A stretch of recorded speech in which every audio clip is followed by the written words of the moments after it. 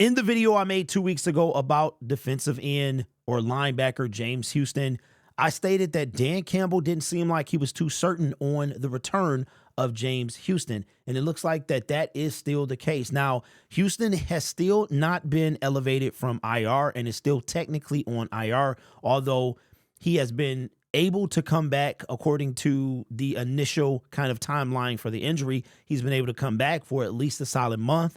About a month ago, we did a video where he was interviewed by someone, and he said he looked to be back by the playoffs. And now we are just 2 games away from the NFL playoffs after the Detroit Lions officially punched their ticket with that win over the Minnesota Vikings on Sunday. And still no confirmation that we're going to see James Houston anytime this season. Now, I said that Dan Campbell, what he said was very kind of up in the air. It was undecided, really. It was a lot of uncertainty in the voice of Dan Campbell. And I know a lot of you guys want him back, and I just don't know how effective he's going to be. We talk about football shape and how a guy has to be in football shape. The window, the 21-day window opened officially for C.J. Gardner-Johnson about a week. I think it was a week ago today. So we have 14 days remaining with that. He did not play last Sunday against the Minnesota Vikings. There's a chance that he plays against the Dallas Cowboys, but you have to find a spot for him if that happens. So bringing that back to James Houston, how likely is it that we actually see James Houston before the season is up? If they were to start his clock right now, that would take him, his 21-day window would end going into the playoffs, right? So I just don't see James Houston coming back, being in football shape, and being an asset to this team. I really don't. But here's what Dan Campbell had to say yesterday. Now, he was on 97 Won the Ticket in the morning, and he said something about James Houston, and then he kind of backtracked later that day. This is from me coming from Pride of Detroit. Said, there's a good chance we start Houston's clock, Campbell said. And then he updated that during his press conference on Tuesday later that day. Said, I made a comment about it this morning. I don't know. We may start his clock. We may wait a week. We'll see where he's at. He's close to starting the clock. Says, while Campbell wasn't 100% clear with his words, the implication seems to be here that Houston will return to practice this week. Given their short week, the Lions play the Cowboys on Saturday. Tuesday's practice is expected to be a walkthrough. After that, we may see Houston on the field. Now, James Houston was not at practice on Wednesday. Came from Nolan Bianchi's Twitter account. He was not out there. So the clock has not officially started for James Houston. What does that mean for the Detroit Lions? Well, they've been getting sacks. They have 34 on the season, which is just 4 under their total amount for last year. So if they can average at least 2 sacks per game over the last 2 games, they'll equal last year's sacks. But I don't know if we're going to see James Houston this year. And the defensive pass rush is still a non-factor when it comes to sacking the quarterback. Aaron Glenn has had to get creative. He had been using Alex Anzalone. And since recently, the past couple of games, he's been using Afitu Melifonwu to get to the quarterback. And when we play a team in the playoffs, that kind of philosophy may not work. So we're going to have to do something about the pass rush. Now, I don't know if we see James Houston. We're not going to see him against Dallas. There's no way, right? So that means that at the very earliest, we see him against the Minnesota Vikings in the season finale, and then we would see him in the playoffs.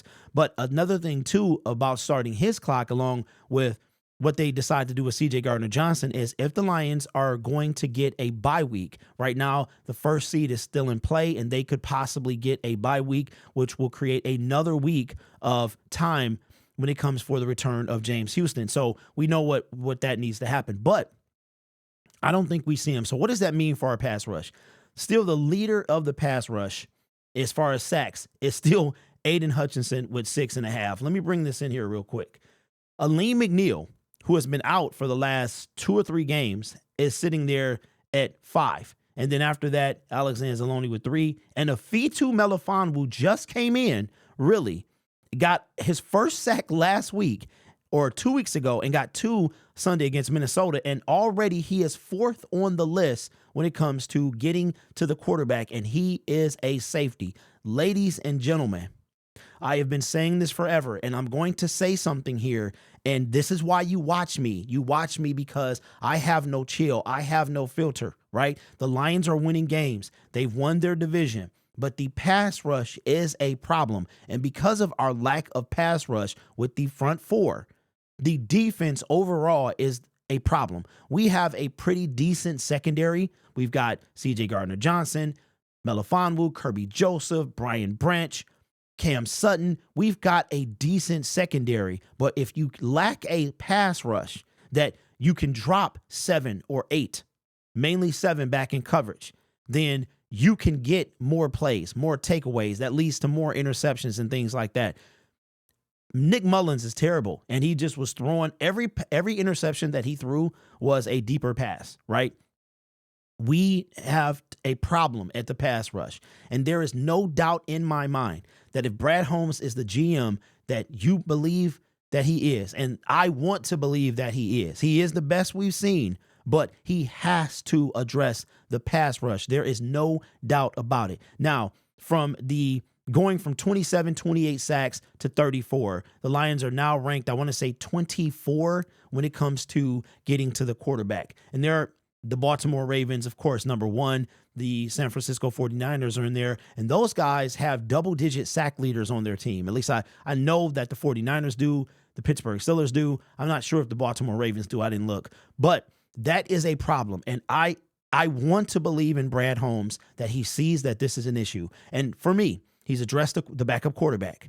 And no matter what happens with Teddy, because he's going to retire, we're going to have Hendon as our backup quarterback. So I trusted him. It took him a while to get that done, but he got it done, right? Now we come to the defensive line. Going into year 4, there's no doubt in my mind that he's going to address this because I believe in him. I really, really, really want to believe in him like a lot of you do. They brought the NFC North title to Detroit, but there is still work to do. And the offense is pretty much set. Maybe get a wide receiver, maybe get somebody on the O-line. The defensive secondary, we need a number 2. Cam Sutton is a solid number 1 if that's the way it's going to be. Our safety room is ridiculous, but we have to do something about that defensive line. And this is Brad Holmes' opportunity. He did something in year 2 with Hutch, skipped it in year 3, year 4, he's got to make something happen. And whether that's in free agency or the draft, he's got to make something happen. Go look at the free agency list for this year.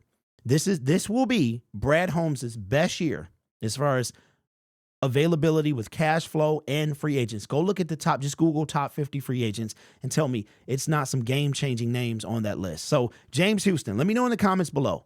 Do you think he'll come back? I don't know, because there comes a point where what is the point? What is the point? How much of an impact will James Houston be if we decide to bring him in? And there's a lot of doubt, but here's the question I want to leave you. Why is it so much uncertainty with Dan Campbell as far as James Houston? Why is it so much? You think they would know whether he's good to go, right? There's been doubt for a month as to why or if James Houston, he's almost there. We're thinking about starting his clock. You only have, right now, the Lions have 3 weeks left in the NFL season. As far as they have 2 regular season games and 1 guaranteed playoff game. They have 21 days essentially left in their season. And why is it uncertain? So this is not a criticism of Dan Campbell. I'm just kind of confused as to why there's no certainty as far as what the status is of James Houston. Why isn't it like, hey, yeah, he'll be back. He's close to starting the clock. What does that mean? We don't know. So the Lions have to do something here. They need to bring in somebody. It's just Bruce Irvin has 1 more elevation. Then the Lions have to play a game. You either waive him and gamble with that, or you sign him to the 53-man roster. If you sign him to the 53-man roster, you are going to have to cut someone. If you go and get somebody fresh, let's just say hypothetically we bring in Jason Pierre-Paul to the practice squad. We still have to waive somebody, but it's people on practice squad that could be waived. And then we could elevate him. And that's essentially our season. We know he's in football shape, right? His 3 elevations will be minimum our season. So Lions got to do something. I think James Houston is going to be a non-factor. If he does play, he's still, to me, he's going to be a non-factor. I hope it's not the case, but why not go out, get somebody who can make a difference? Because Lions have to decide what they're going to do with Bruce Irvin. And I think we see his elevation this week against the Dallas Cowboys, and then they're going to have to make a decision from that. But is that the time that they start the clock with James Houston? But even so, they start the clock. You're looking at the last playoff game. How much of a difference is James Houston going to make having 7 days of practice? So I don't know. Let me know your thoughts in the comments below. The last time we'll talk about James Houston will probably be either he's shelved for the year or his practice window has started and he'll be on his way back. So let me know your thoughts in the comments below. And do you think that Brad Holmes will address the pass rush this offseason? You guys are awesome. Take care of yourself and each other. And as always, go Lions.